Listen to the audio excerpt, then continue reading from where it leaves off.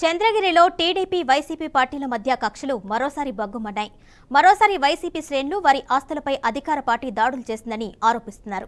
చంద్రగిరి మండలం రామిరెడ్డిపల్లి సమీపంలో గత రాత్రి దాబాను ధ్వంసం చేశారు. వైసీపీ నేత మెడసాని ప్రవీణ్ కు చెందిన దాబాను దుండగులు కూల్చేశారు. లక్షలు ఖర్చు పెట్టి దాబా నిర్మాణం చేసుకుని జీవనం సాగిస్తూ ఉండగా దాని గంటల్లోనే నేలమట్టం చేశారు. మంకీ క్యాప్లను ధరించి సుమారు 25 మందికి పైగా జేసీబీలతో వచ్చి దాబా కూల్చారని బాధితుడు ఆరోపిస్తున్నాడు.